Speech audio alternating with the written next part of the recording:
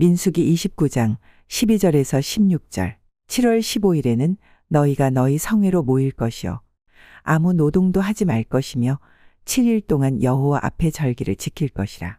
너희 번제로 여호와께 향기로운 화제를 드리되 수송아지 10셋과 수양 둘과 1년 된 수양 14을 다 흠 없는 것으로 드릴 것이며 그 소재로는 고운 가루에 기름을 섞어서 수송아지 13셋에는 각기 에바 10분지 3이요 수양 둘에는 각기 에바 10분지이요 어린 양 14셋에는 각기 에바 10분지 2를 드릴 것이며 또 수염소 하나를 속죄제로 드릴지니 상번제와 그 소제와 그 전제 외니라.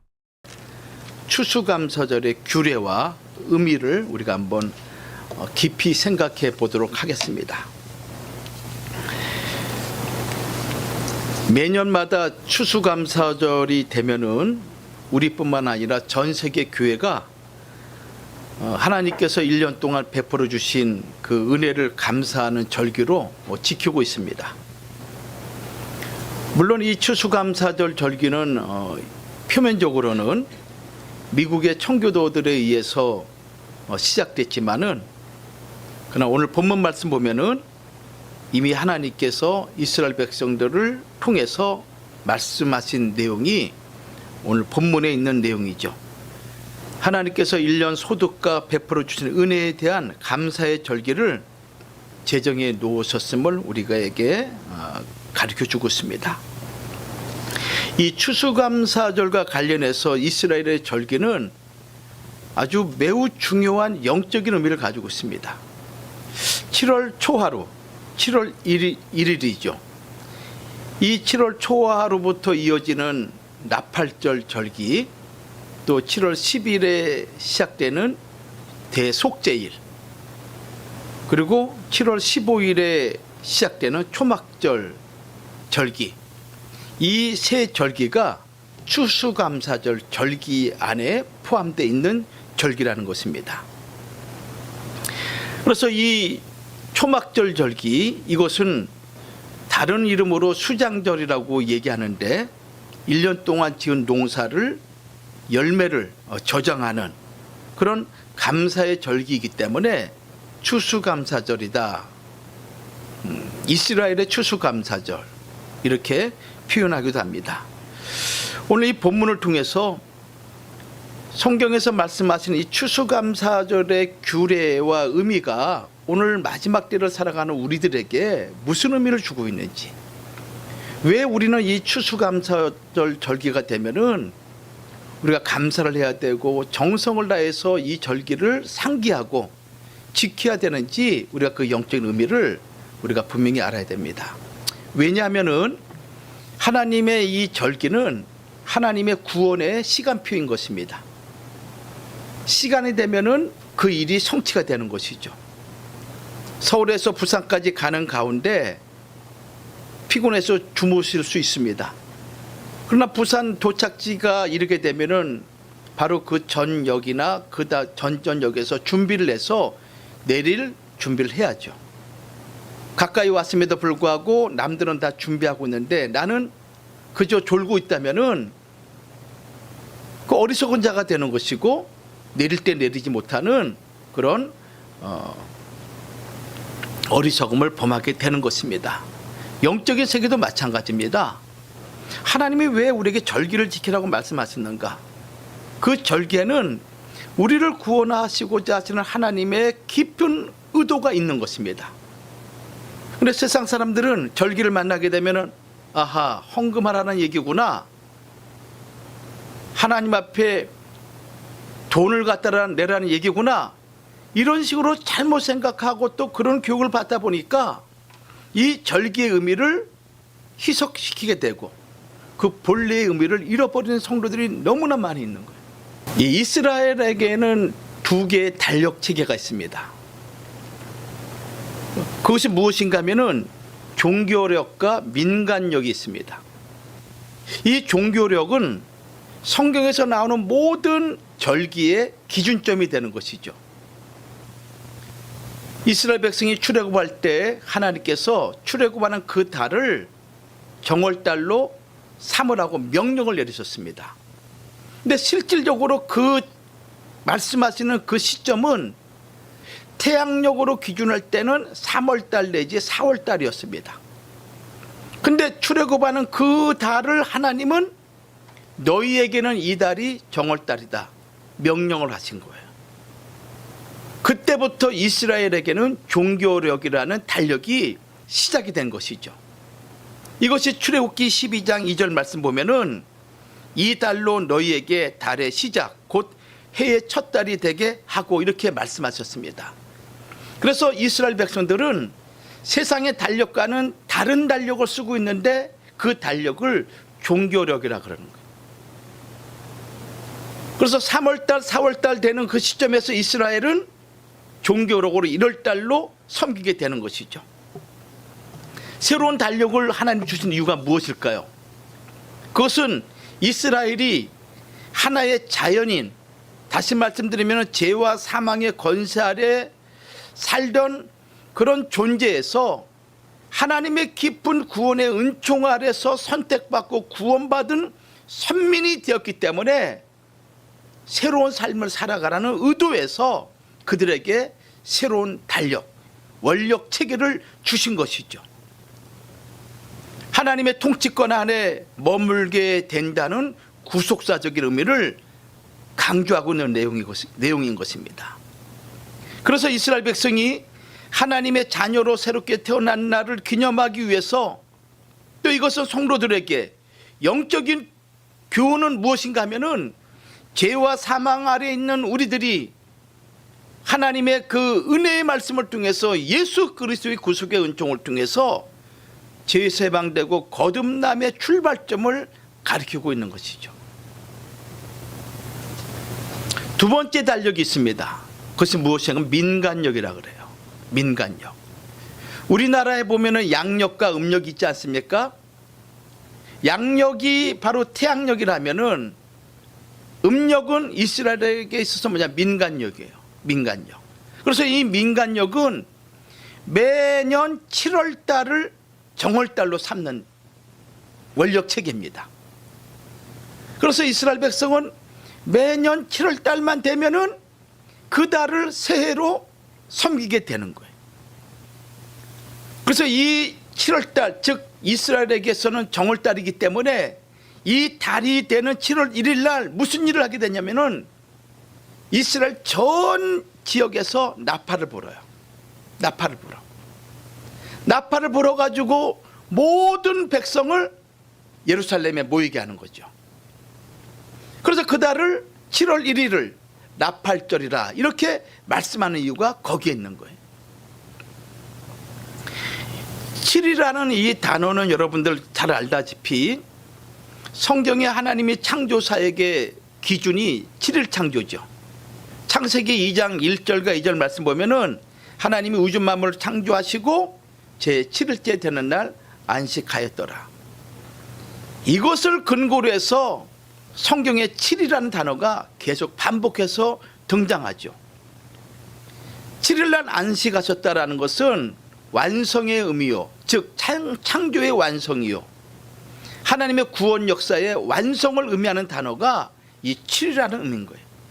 그래서 우리는 많은 단어들이 있고 많은 숫자가 있는데 그중에 특별히 사람들이 예민하게 반응 보이는 것이 어떤 숫자입니까?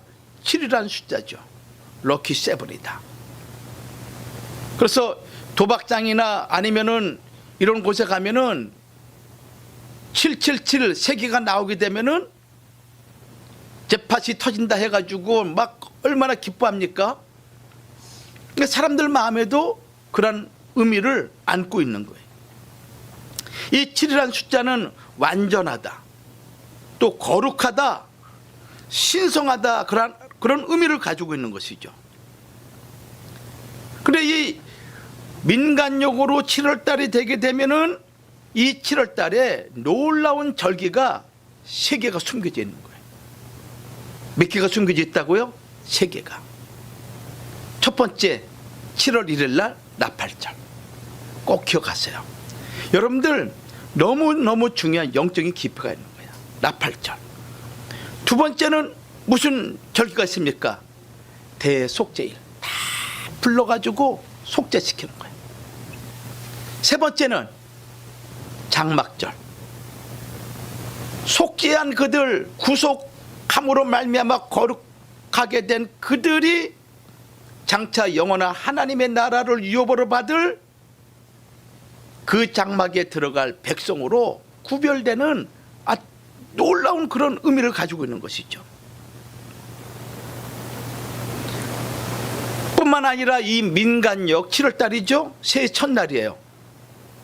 이 민간역과 종교력이 만나는 날이에요. 여러분, 새해가 되면 어떻습니까? 여러분들 초청도 하고 서로 우리가 함께 만나서 기쁨을 나누고 그동안 살아왔던 여러 가지 삶의 모습을 함께 우리가 나누면서 얼마나 모여 기뻐하고 서로 좋아합니까? 민간적으로 새해. 그리고 종교력으로는 그날이 하나님 앞에 모든 백성을 불러 모으는 나팔절이에요. 자, 그런 의미에서 우리 세 가지 절기를 한번 살펴봅시다. 첫 번째, 나팔절. 레위기 23장 24절에는 7월 곧 그달 일일로 안식일을 삼을지니 이는 나팔을 불어 기념할 날이요 라고 기록되어 있습니다. 자, 우리 레위기 23장 24절 말씀 찾아보세요. 구약 성경에는 하나님의 구원의 역사가 너무나 분명하게 기록되어 있습니다. 너무나 분명하게. 레위기 23장 24절 25절 시작. 이스라엘 자손에게 고하여 이르라.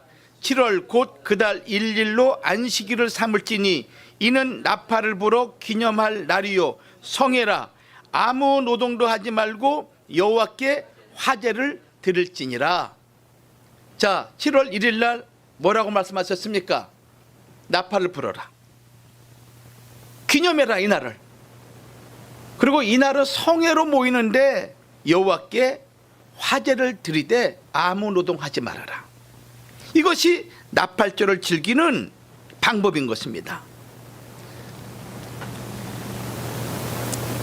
나팔을 불 경우에 어떤 경우에 나팔을 불까요?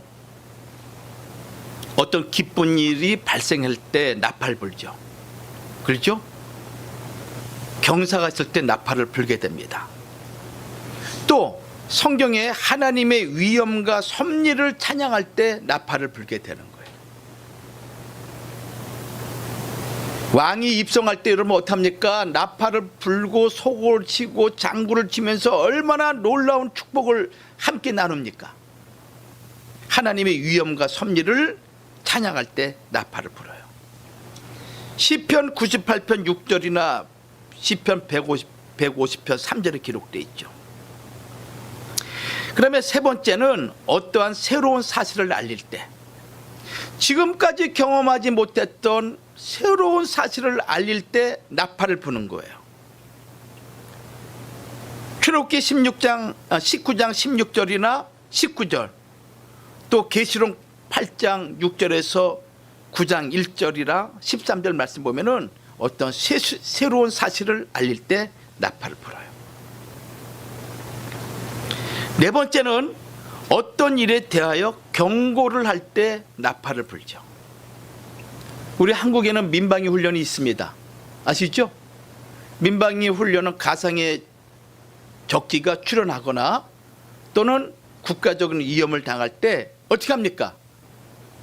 나팔을 불게 되죠.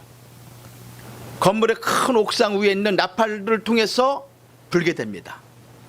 또 6월 6일 날 현충일 날 되게 되면은 전국적으로 10시에 동시에 나팔을 불어서 그날을 어떻게 합니까?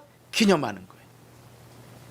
그래서 이 나팔은 어떤 날을 기념하거나 또는 기쁜 일이 발생할 때, 슬픈 일이 발생할 때, 어떠한 새로운 사실을 알릴 때, 또는 무서운 경고나 재앙을 알릴 때 이 나팔을 울리는 거예요. 이 나팔이 여러 가지 용도로 이렇게 사용되고 있지만은 가장 핵심적인 것은 무엇인가 하면은 하나님께서 이스라엘 백성을 하나님 앞으로 불러 모으는, 그것이 나팔을 부는 가장 중요한 이유인 거예요.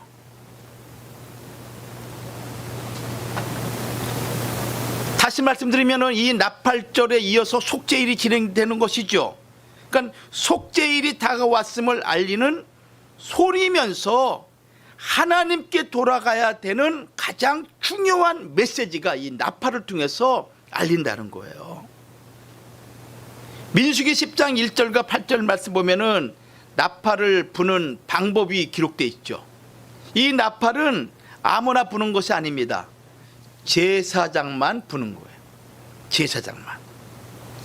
제사장들만 부는 것, 이것은 영원한 규례라고 민수기 10장 1절과 8절, 특별히 8절은 말씀하고 있습니다. 그래서 두 개의 나팔을 불게 되면은 이스라엘 백성 전체가 성막에 모이는 것입니다. 나팔 두 개를 같이 불게 되면은. 근데 나팔 하나만 불게 되면은 천부장으로 임명된 족장들만 모이게 되는 거예요. 어떠한 형태든지 간에 이 나팔절은 이스라엘 백성을 누구 앞으로 모으는 절기입니까? 하나님 앞으로 모으는 절기야. 하나님 앞으로. 여러분, 그 올해에도 나팔절 절기가 있었습니다. 이스라엘 백성의 7월달 민간적으로.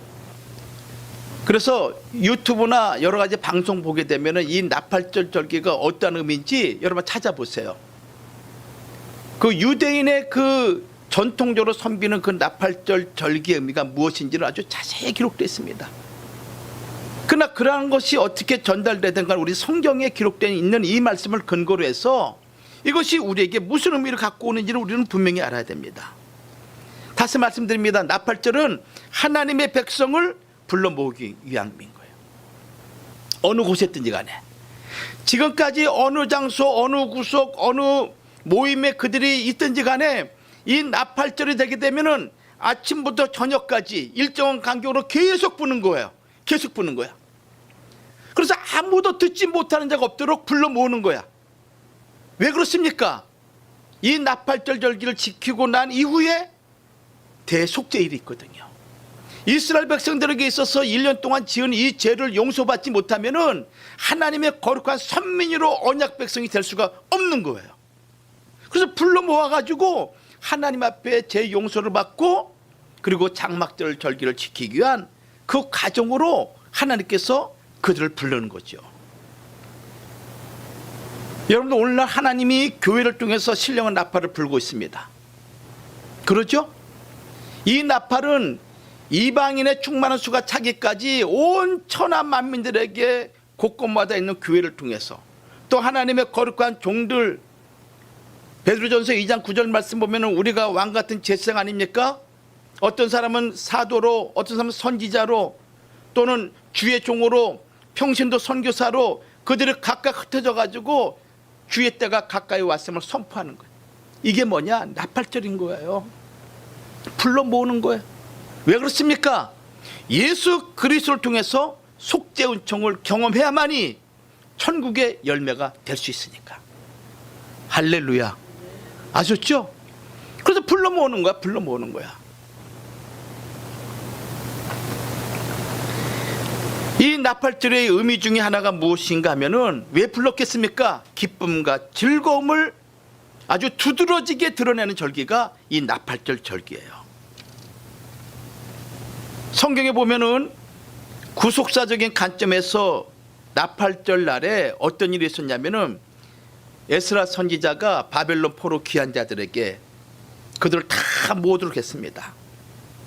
그래가지고 그들에게 하나님의 말씀을 낭독을 한 날이 있는데 그 날이 어떤 날이냐면은 느헤미야 8장 1절과 2절 말씀 보면은 7월 1일 날 안식일 날 다 불러가지고 하나님의 율법을 전해준 거예요.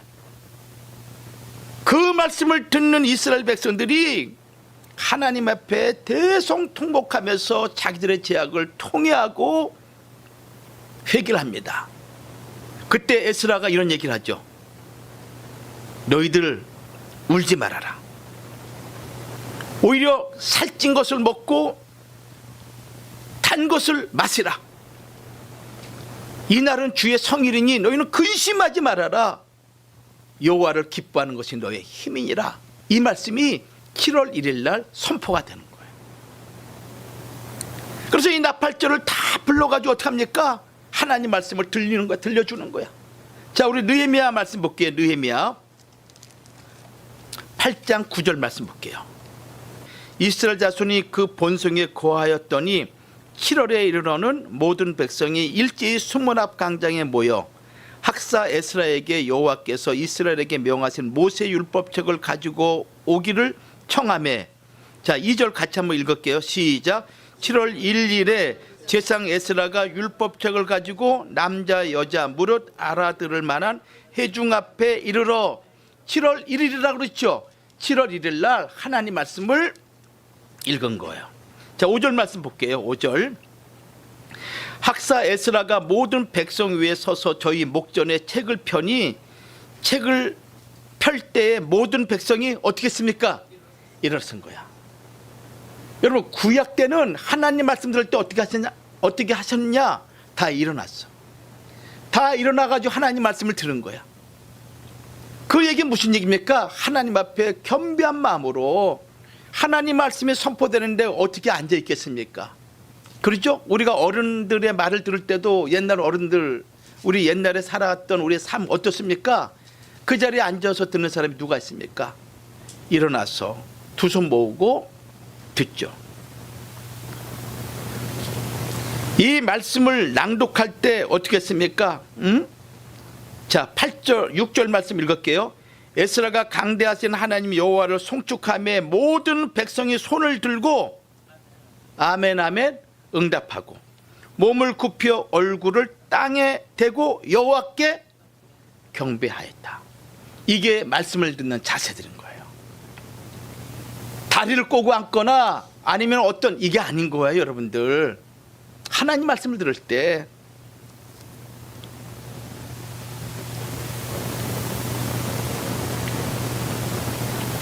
바로 이 날이 무슨 날이냐? 나팔절이었어요. 나팔절. 그래서 이 나팔절은 백성들을 각성시키고 국가의 희망을 불러일으키고 그리고 그들에게 새로운 꿈과 비전을 선포해 준 날이 어떤 날이냐? 나팔절이야. 나팔절. 시편 89편 15절에 즐거운 소리를 아는 백성은 유복한 자라. 여호와가 저희가 주의 얼굴에 빛에 다니며 이렇게 말씀하고 있습니다. 성도 여러분, 이스라엘 역사는 참으로 험난한 역사죠. 그렇죠? 그들의 하나님 말씀에 불순종함으로 말미암아 북조 이스라엘은 주전 722년에 아수르 제국의 멸망을 당합니다. 우상 숭배 죄 때문에, 하나님 말씀을 불순종한 죄 때문에, 또 남조 유다도 주전 586년에 바벨론 제국의 멸망을 당해요. 그뒤로부터 이스라엘 백성은 전 세계에 흩어져서 살게 됩니다. 그리고 AD 70년, 주후 AD 70년 로마에 멸망당하고 난 이후에 유대인들은 전 세계 100개의 나라에 흩어져 가지고 1948년 그들이 고국에 들어올 때까지 1900년 동안 그들은 흩어져서 살게 됩니다. 그런데 하나님께서는 어느 때가 되면 그들을 한자리에 불러 모으신다고 이사야 27장 12절과 13절 말씀을 통해서 말씀하셨거든요. 이것이 무엇을 의미하는 것입니까? 영적인 나팔절을 의미하고 있는 거예요. 그들을 다 불러 모은다는 거예요. 전 세계에 흩어져 있는 모든 자들을 불러 모은다는 거예요. 그래서 역사적으로 이스라엘 백성들이 세계 각처에 흩어져 있다가 하나님이 불러 모아가지고 그들이 다 돌아오는 그날, 동시에 무슨 일이 벌어지겠습니까? 이방인들도 하나님이 다 불러 모으는 거야. 이 같이 이루어지는 거예요. 같이 이루어지는 거예요. 이게 나팔절 절기인 거예요. 왜 그렇습니까? 영원한 속죄를 통해서 하나님의 나라를 유업으로 주기 위한 마지막 때가 가까웠다는 것을 우리에게 알려주고 있는 아주 중요한 징조가 이 시대인 거예요. 여러분, 이 세상이 지금 얼마나 아주 격동하고 있습니까? 예상치 못한 일들이 얼마나 많이 벌어지고 있습니까? 이런 모든 일들이 우연의 일치가 아니라 하나님의 치밀한 구속의 경륜 가운데 이런 일들이 진행되고 있다는 것을 여러분들이 깨닫고 알고 있어야 돼요. 여러분의 삶이 언제나 이렇지 않아요. 그때와 그날은 불현듯이 임하게 되는 거예요. 아무리 말씀을 전하고 아무리 외친다 할지라도 듣지 않는 자들은 여전히 듣지 않아요. 그러나 듣는 자들은 말씀에 주의를 하게 되는 것입니다. 에스겔 39장 28절 말씀 보면은 이렇게 기록되어 있습니다. 아니, 에스겔 39장 28절 말씀 이전에 이사야 27장 12절과 13절 말씀 보면은 너희 이스라엘 자손들아, 그날에 여호와께서 창이라는 하수에서부터 애굽 시내까지 과실을 떠는 것 같이 너희를 일일이 모으시리라. 그날에 큰 나팔을 울려 불리니 아수르 땅에서 파멸케 된 자와 애굽 땅으로 쫓겨난 자가 돌아와서 예루살렘 성산에서 여호와께 경배하리라. 여러분, 나팔이 크면 얼마나 크겠어요? 응? 아니, 전 세계에 흩어져 있는 그 나라들 속에 있는 이스라엘 백성을 불러 모으는 일이 아무리 큰 나팔이라도 그 나팔이 울려 퍼지는 게 한계가 있잖아요. 그게 1000km로 가겠어요? 1만 km 가겠습니까? 이거는 하나님의 놀라운 역사를 통해서, 하나님의 종도를 통해서 이루어질 일을 얘기하고 있는 거예요. 큰 나팔을 울려 불리니, 예언의 말씀이죠. 에스겔 39장 28절에는 전에는 내가 그들로 사로잡혀 열국에 이르게 하였거니와 후에는 내가 그들을 모아 고토로 돌아오게 하고 그 한 사람도 이방에 남기지 아니하리니 그들이 나를 여호와 자기들의 하나님인 줄 알리라. 그러니까 역사적으로 여러분들 지금 이때는 어느 때냐? 이스라엘 백성들을 불러 모으는 나팔절의 절기인 거예요. 또 동시에 전 세계에 흩어져 있는 택한 백성들을 하나님의 말씀 앞으로 모으게 하는 바로 그 시기인 거예요.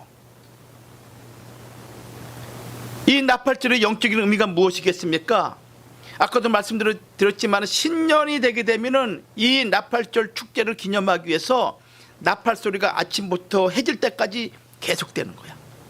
아침부터 해가 뜨는 그 순간부터 나팔 소리가 울려 퍼지는 거야. 언제까지? 해질 때까지. 해질 때는 뭡니까? 어둠이 오는 시간 아니겠습니까? 불러 모으는 거야. 하나님의 구원의 장이 열렸다. 하나님의 기쁨과 희락의 그 놀라운 축복의 소리가 우리에게 울려 퍼진다. 모든 것이 새롭게 된다. 지금까지 절망이고 지금까지 낭망이고 지금까지 아픔, 고통, 질병, 병마 속에 있었지만은 이제 새로운 시기가, 새로운 세대가 우리에게 시작이 되었구나. 그 기쁨과 희락의 그 소리가 나팔절 절기를 통해서 울려 퍼진다는 거예요. 이것은 후일 마지막 때 예수님 재림할 때 마지막으로 불려질 나팔 소리인 거예요. 사도 바울이 얘기하고 있지 않습니까? 또 예수님 친히 말씀하기를 마태복음 24장 31절 말씀 보면은 저가 큰 나팔 소리와 함께 천사들을 보내리니. 자, 우리 마태복음 24장 31절 찾아보세요. 시작. 그날 환란 후에 즉시 해가 어두워지며 달이 빛을 내지 아니하며 별들이 하늘에서 떨어지며 하늘의 권능들이 흔들리라. 그때 인자의 징조가 하늘에서 보이겠고 그때 땅의 모든 족속들이 통곡하며 그들이 인자가 구름을 타고 능력과 큰 영광으로 오는 것을 보리라. 저가 큰 나팔 소리와 함께 천사들을 보내리니 저희가 그 택하신 자들을 하늘 이 끝에서 저 끝까지 사방에서 모으리라. 여러분들, 큰 나팔 소리와 함께 하나님께서 천사를 보낸다는 거예요. 여기 천사가 여러분들 무슨 날개 달린 그런 천사를 의미하는 것입니까?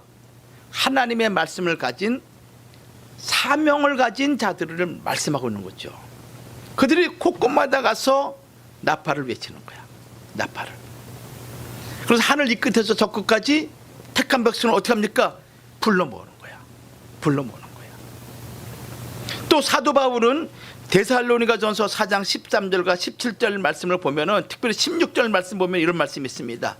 주께서 호령과 천사장의 소리와 하나님의 나팔로 친히 하늘로 쫓아 강림하시리니 그리스도 안에서 죽은 자들이 먼저 일어나고 그 후에 우리 살아남은 자도 저희와 함께 구름 속으로 끌어올려 공중에서 주를 영접하게 하시리니 그리하여 우리가 항상 주와 함께 있으리라. 이 말씀이 성취되는 거예요. 그래서 마지막 하나님이 큰 나팔소리와 더불어서 재림할 때가 있습니다.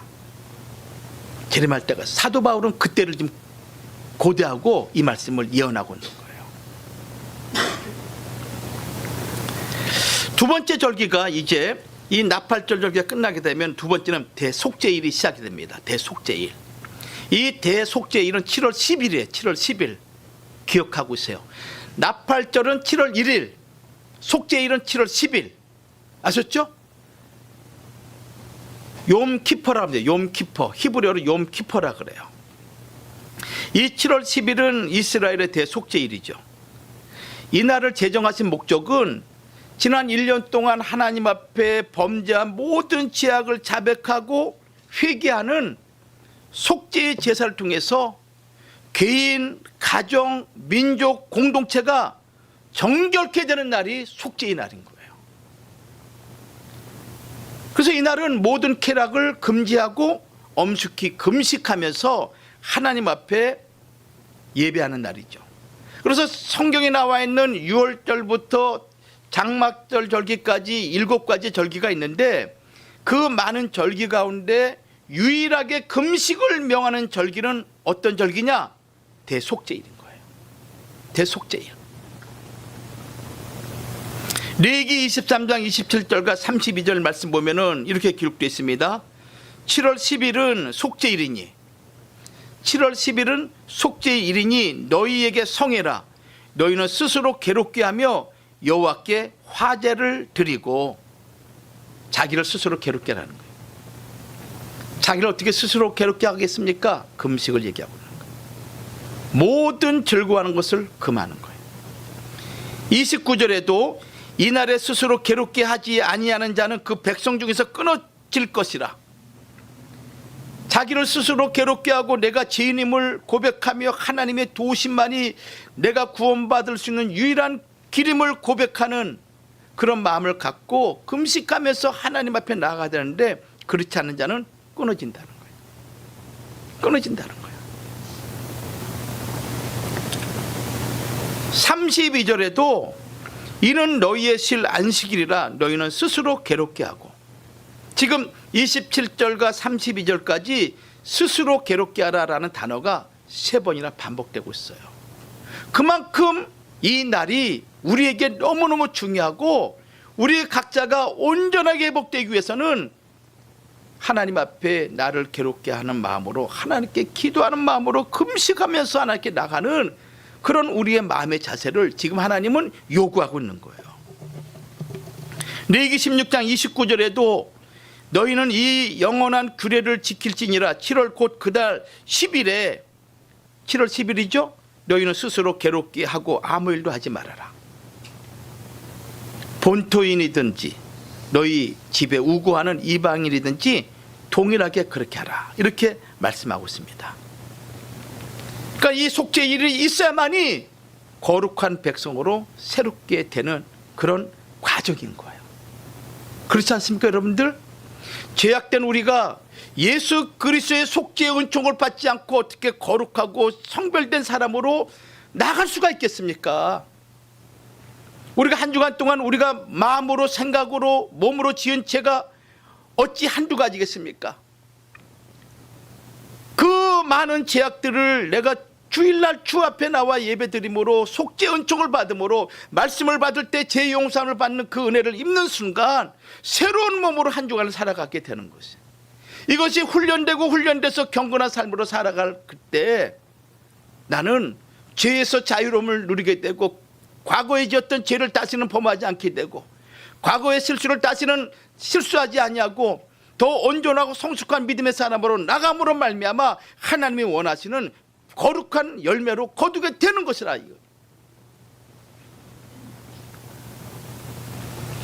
이 날이 되면은, 대속죄일이 되면은 대제사장은 1년에 단 하루,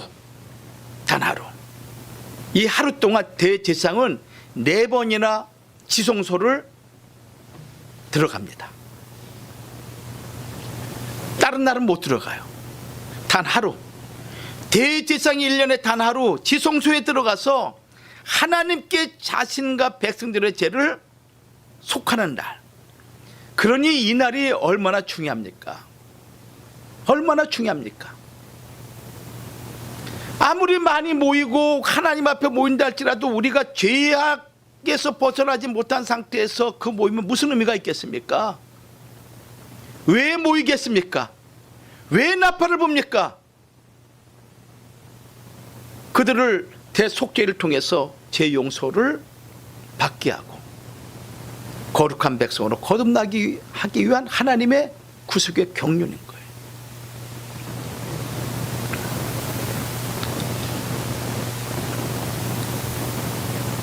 구약 때는 짐승의 피로 이스라엘 백성이 용서받았죠. 그러나 신약에 와서는 예수 그리스도 보혈로 말미암아 단번에 우리는 속죄 은총을 받았습니다. 그래서 매년마다 하나님 앞에 나가서 죄 용서 받는 것이 아니라 예수 그리스도의 그 이름을 힘입어 우리가 죄 용서를 받은 거룩한 백성이기 때문에 얼마나 자유로운 삶을 살 수 있습니까, 우리가. 그래서 사도 요한이 요한복음 19장 30절에 예수께서 신 포도주를 받으신 후에 가라사대 다 이루었다. 야, 내가 이 땅에 오신 우리 아버지 하나님이 내게 명령하신 나를 여자의 후손으로 보내시겠다고 말씀하신 이후로 내가 이 땅에 올 때까지 수많은 믿음의 경건한 사람들을 통해서 신앙이 이어져서 때가 돼서 예수님이 이 땅에 오신 것 아니겠습니까? 예수님의 3년의 공생에 그 가운데 한 주간의 고난주간, 그 고난주간의 최절정이 뭐냐? 십자가에서 하신 7말씀, 그 7말씀 중에서 마지막 말씀이 무엇이냐? 다 이루었다. 다 이루었다. 이 말씀을 통해서 구속을 완성하신 것입니다. 다 이루었다. 다 이루었다. 그러니 하나님 아버지가 얼마나 기뻐하고 하늘에 있는 수많은 천군 천사들과 앞서간 믿음의 선진들이 이 날을 얼마나 기다렸습니까? 내가 다 이루었다. 성도 여러분, 우리의 마음이, 우리의 신앙이 하나님 보좌 앞에 설 때 하나님 내게 맡겨주신 사명 내가 다 했습니다, 이런 고백을 할 줄 알아야죠. 사도 바울이 뭐라고 고백했습니까? 내가 선한 싸움을 싸우고 달려갈 길을 달려가고 믿음을 지켰으니 이제 의의 재판장 되시는 그분이 내게 의의 면류관을 주실 뿐만 아니라 나와 같이 달려가는 자들에게 다 통일한 의의 면류관을 주실 줄 내가 믿노라. 얼마나 멋진 말씀입니까? 여러분들 인생 짧아요. 70, 80, 길어봤자 100년 미만이에요. 다 하나님 보좌 앞에 설 때가 있습니다. 그때 내가 너에게 베풀어주는 은혜와 너에게 베풀어준 구속의 은총, 그거 가지고 너는 과연 나를 위해서 무엇을 했느냐 할 때 내가 하나님 앞에 내놓을 것이 있어야 돼. 내놓을 것이. 복음도 전하지 않고 하나님의 일에 인색하고 하나님 앞에 헌신도 하지 않고 그러면서 여러분 한 생을 살았다면은 하나님 앞에 여러분들 우리 양심이 다 알아. 양심이 다 알아.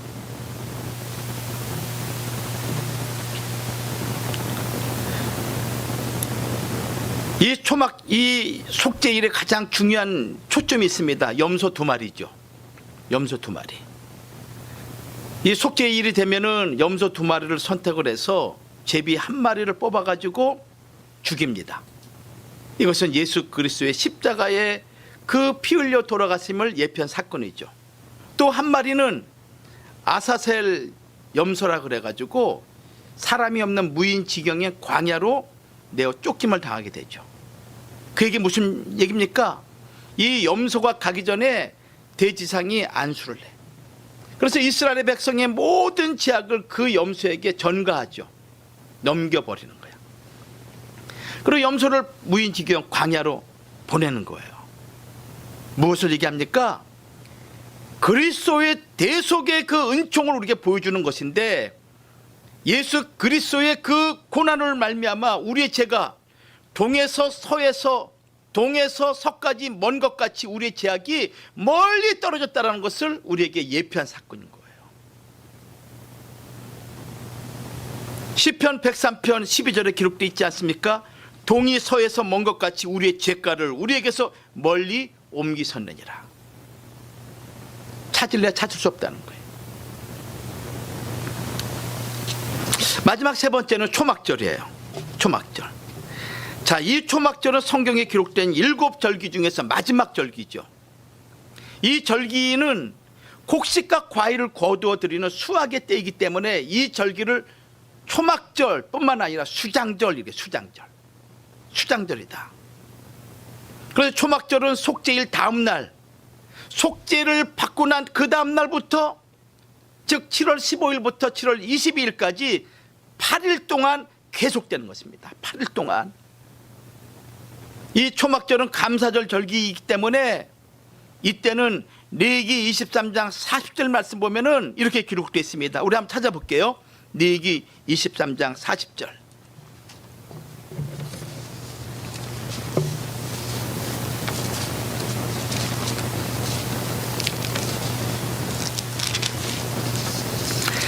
자, 40절부터 41절까지 같이 한번 읽도록 할게요. 40절부터 41절까지 시작. 첫날에는 너희가 아름다운 나무 실과와 종려 가지와 무성한 가지와 신의 버들을 취하여 너희 하나님 여호와 앞에서 7일 동안 즐거워할 것이라. 너희는 매년에 7월 여호와께 이 절기를 지킬지니 너희 대대로 영원한 규례라. 너희는 7월에 이를 지킬지니라. 이렇게 말씀하고 있어요. 아름다운 나무 실과, 종려 가지, 무성한 가지, 신의 버들을 취하여 너희 하나님 여호와 앞에 7일 동안 즐거워하라. 이것이 영원한 규례라. 이렇게 말씀하고 있습니다. 그때는 매일 하나님께 번제를 드리는데, 오늘 민수기 29장 12절과 14절 40절까지 말씀 보면은 첫날에, 그러니까 7일 동안 계속 하나님께 번제를 드리는데, 첫날에 숫송아지 13마리. 몇 마리요? 13마리. 순양 2마리. 그리고 1년 된 어린 순양 14마리. 수염소 1마리. 모두 30마리의 짐승을 하나님께 번제로 드렸어요. 둘째 날이 되게 되면은 숫송아지는 1마리 줄어들어 12마리. 나머지 짐승은 동일해요. 셋째 날은 또 숫송아지 1마리가 줄어들어요. 그래서 13마리에서 12마리, 11마리 이런 식으로 7일 동안 짐승을 하나님께 번제물로 드리는데, 7일째가 되면은 숫송아지가 6마리가 줄게 되고 7마리가 되죠. 13마리 드리는 가운데서 나머지 짐승은 동일한 거예요. 이 7마리가 남았다라는 것은 7이라는 숫자를 하나님이 맞추기 위해서, 이 초막절에 드리는 모든 제사와 제물에 대한 거룩함, 완전함을 나타내기 위해서 7마리가 남게 돼요. 그래서 이 이스라엘 백성의 이 절기, 7월 달에 수많은 절기가 있지만은 이 절기의 정점은 뭐냐? 초막절에 있다. 감사 절기에 있다. 여기에 우리는 예의주시할 필요가 있어요. 7월 1일부터 시작된 나팔절, 7월 10일에 시작된 대속죄일, 7월 15일에 한 주간 동안 드리는 추수감사절, 장막절, 수장절, 이걸 통해 가지고 하나님의 절기가 마무리되는 거예요. 그러니까 6월 달부터 시작된 절기가 장막절로 마무리가 되는 거예요. 하나님의 애굽에서 우리를 구원해내신 그 유월절부터 시작해가지고 하나님이 맥주절, 오순절, 그 다음에 나팔절, 수장절, 장막절 이 과정을 통해 가지고 장막절 절기, 영원한 열매를 거두는 그 절기로 마무리되는 절기가 하나님의 성경에 나와 있는 절기라는 거예요. 그리고 8일째 되는 날 대단원의 막을 내리게 되죠. 그래서 이 한 주간 동안은 7일 동안 8일 동안 지키는데 7일 동안은 광야 생활을 기억하고 괴로움과 슬픔 그런 가운데 천국을 소망하게 되죠. 인생 나그네 길, 광야길인 것입니다. 이 초막들을 통해서 우리는 그것을 기억하는 거예요. 그리고 천국에 대한 소망을 갖게 되는 것이죠. 그리고 마지막 8일째 되는 날 바로 거룩한 성회로 모이면서 마지막 하나님께 제물을 드림으로 모든 절기가 마무리가 되는 거예요.